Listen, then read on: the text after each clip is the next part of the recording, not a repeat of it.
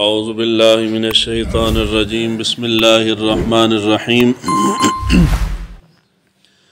حدثنا ابو بردة بن ابی موسیٰ عن ابی رضی اللہ عنہ قال کان رسول اللہ صلی اللہ علیہ وآلہ وسلم اذا جاءه السائل او طلبت الی حاجت قال اشفعوا تؤجروا ويقضي الله على لسان نبيه صلی اللہ علیہ وآلہ وسلم ما شاء۔ حضرت ابو بردہ رضی اللہ تعالیٰ عنہ روایت کرتے ہیں کہ حضور صلی اللہ علیہ وآلہ وسلم کے پاس کوئی سائل آ کے سوال کرتا یا کوئی شخص آ کے اپنی حاجت طلب کرتا تو حضور صلی اللہ علیہ وآلہ وسلم فرماتے کہ اس کی سفارش کرو، سفارش کرنے کی وجہ سے اللہ تعالیٰ تمہیں بھی اجر عطا فرمائے گا، اور اللہ تعالیٰ جو فیصلہ کرنا چاہے گا اپنے نبی کی زبان سے وہ صادر کروا دے گا۔ اس روایت میں سفارش کرنے کے متعلق بیان ہے۔ سفارش کرنا حضور صلی اللہ علیہ وآلہ وسلم کی سنت ہے۔ یہ جو ہم کہتے ہیں نا جی فلاں بندہ سفارشی بندہ ہے، سفارش نہیں کرنی جی، سفارش کرنا حضور کی سنت ہے۔ سفارش کے دو طریقے ہیں، یعنی دو پہلو ہیں۔ جس کی سفارش کی جا رہی ہے اگر تو وہ مستحق ہے اور وہ اس ریکوائرمنٹ پہ پورا اترتا ہے، یعنی وہ اس قابل ہے اس ذمہ داری کے، تو اس کی سفارش کرنا یہ ثواب کا کام ہے۔ سفارش پوری ہو یا نہ پوری ہو، لیکن سفارش کرنے والے کو اس کا اجر ملے گا۔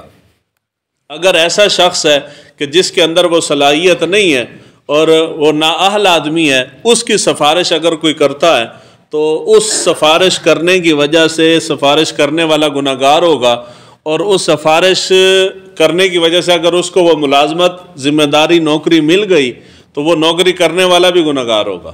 سورہ نساء آیت نمبر غالباً 83 ہے۔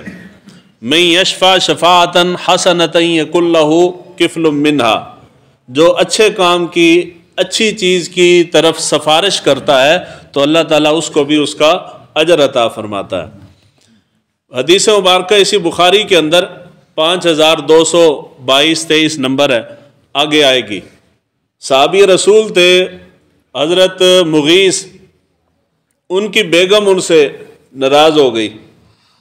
وہ بیگم سے محبت کرتے تھے بہت زیادہ، بہت زیادہ سے بھی بہت زیادہ کرتے تھے محبت۔ روایت کے اندر بیان ہے کہ جس وقت وہ الگ ہو گئی تو وہ اتنے دل برداشتہ ہوئے کہ وہ جب گلی کے اندر، گلی میں صحابیہ ان کی بیگم نکلتی تھی تو وہ ان کے پیچھے پیچھے روتے ہوئے جاتے تھے، یعنی گلیوں کے اندر چکر لگاتے تھے۔ اور حضرت عبداللہ بن عباس رضی اللہ تعالیٰ عنہ ان سے مروی ہے روایت، آپ کہتے ہیں کہ مغیث اپنی بیگم کے فراق کے اندر اتنا روتے تھے کہ ان کے آنسو جو ہیں ان کی داڑھی بھیگ جاتی تھی رو رو کے، یعنی اپنی بیگم کے لیے اتنا روتے تھے، یعنی محبت کرتے تھے ان سے۔ حضور صلی اللہ علیہ وآلہ وسلم نے دیکھا حضرت مغیث کو تو حضور نے ان کی سفارش کی، ان کی بیگم کو۔ حضور نے فرمایا کہ تو ان کے ساتھ صلح کر لے اپنی۔ ان کی بیگم کہنے لگی یا رسول اللہ صلی اللہ علیہ وآلہ وسلم، یہ آپ کا حکم ہے یا آپ کا مشورہ ہے؟ یعنی اگر حضور حکم دیں گے تو پھر تو انکار کا صورت نہیں ہے۔ حضور نے ارشاد فرمایا کہ میرا حکم نہیں ہے، میرا مشورہ ہے۔